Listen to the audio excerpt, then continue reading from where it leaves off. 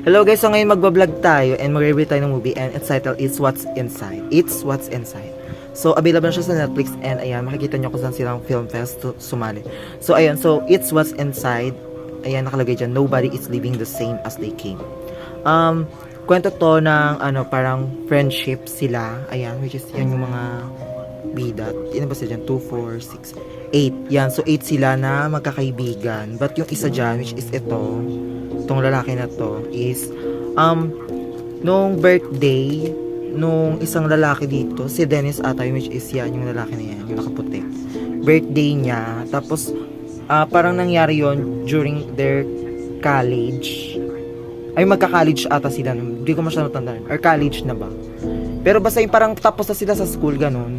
Tapos yan, yung nag-birthday yung lalaki na yan, si Dennis, nagkaroon sila ng party dun sa bahay nila. Then yung kapatid nitong lalaki na to, ayan, yung sa pinakataas, sa gitna, siya, parang napahiya yung kapatid niya. Tapos parang nagkaroon ng malaking kasi parang yung kapatid niya may gusto dito kay Dennis. Tapos parang siya malaki na, hindi ko naman, ikaw yung gusto ko, ganyan. Tapos, kasi parang may GF din siya or something. Tapos parang yung kapatid niya yung napahiya, ganyan. Tapos yun, after nung na yun, parang incident na yun, hindi na sila nakita.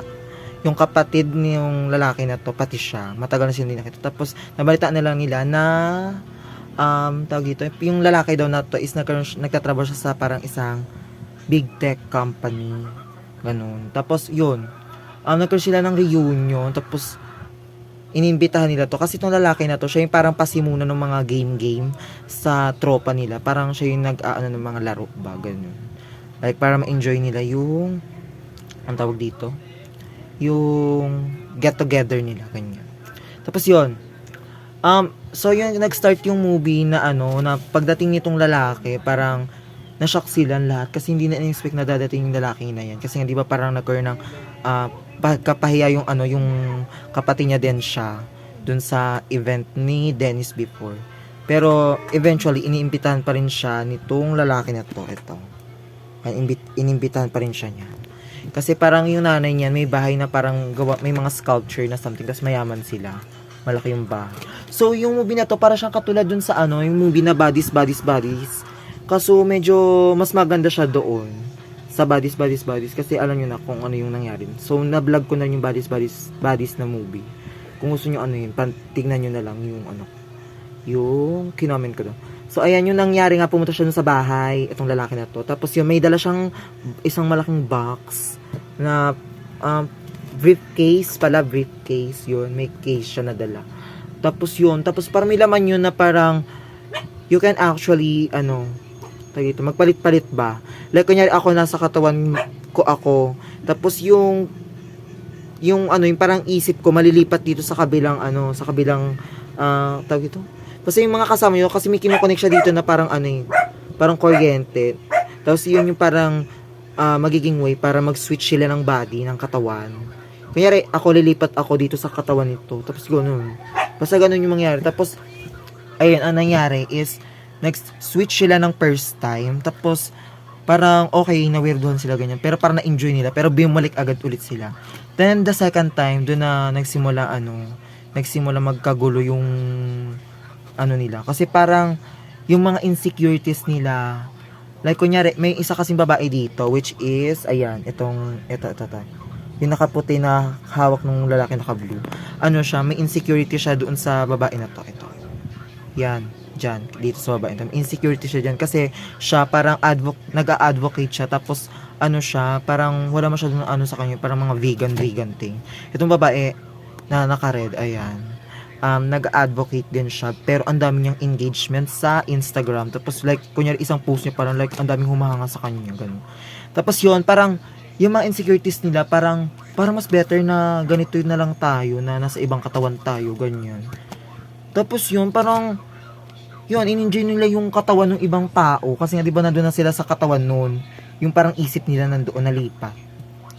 Then alam niyo na nangyari, yung may dito na nag-anuhan yung dalawang malalandi. Ito sa katawan nito ni Dennis, lumipat siya, itong lalaki na to, lumipat siya dito sa katawan ni Dennis. Tapos, etong babae na ito, lumipat siya sa katawan nito. Sino ba yan? Basta hindi ko matanda yung pangalan. Tapos ito yung namatay dyan. Ito, tapos ito. Si Dennis, pati yung babae na yan. Namatay sila. Pero ang totoong nasa katawan nila is ito, pati ito. Na nag-anuhan. Tapos nalaglag simula dun sa rooftop. Tapos paglaglag nila, tumagos yung katawan nila dun sa parang patusok na may mga sculpture. Kaya yun, namatay yun. Tapos ayun, nagsimula na maging packed up yun lahat. Kasi nga, imbes na makabalik sila sa katawan nila, ayun, may dalawang patay. So, paano mangyayari? And, gusto kong panoorin nyo na lang siya. Pero, mabilis nyo lang naman siya magigets. I mean, nagets ko agad siya yung unang pagkapanood ko sa kanya. So, I mean, kung mabilis nyo lang din siya maiintindihan. Kasi, maganda yung pagkagawa ng director ng nito. I mean, yung maganda yung pagkagawa niya ng mga paglipat-lipat ng katawan. Tapos, magigets mo kasi may part 2 na nagre-red yung color nila, nagre-red yung scene. Tapos, yun, makikita mo na, ayun pala sila. Okay. Tapos magigets nyo. Pero gusto kong panoorin nyo to kasi may plot twist sa dulo. And sasabihin ko yun dito. Kasi magiging plot twist. Etong lalaki na to, di ba siya may dala ng briefcase? Akala ko siya yung may pakana ng lahat. But yung kapatid niya pala na babae, di ba galit nga siya kasi napahiya siya. Kasi ito si Dennis. Gusto niya tong lalaki na to. Gumanti siya sa mga magkakaibigan na to. Gusto niyang pag ano-anuhin sila, pag guluguluhin sila. Tapos itong lalaki na to pala, nakipagpalit sa kanyang kapatid niya. Bali yung babae na kapatid niya, yung nasa katawan niya. Tapos siya yung nagpalit-palit ng mga pagkatao nitong mga taon to. Then ang ending, yung kapatid niya is buhay. Tapos, yung nasa katawan na nitong babaeng to, which is, di ba sikat siya, sumabi siyang makakapag-influence. Itong babae na to, nandun na napunta yung kapatid nito. Di ba nung una nasa katawan niya, lumipat na siya dito sa babaeng naka-red.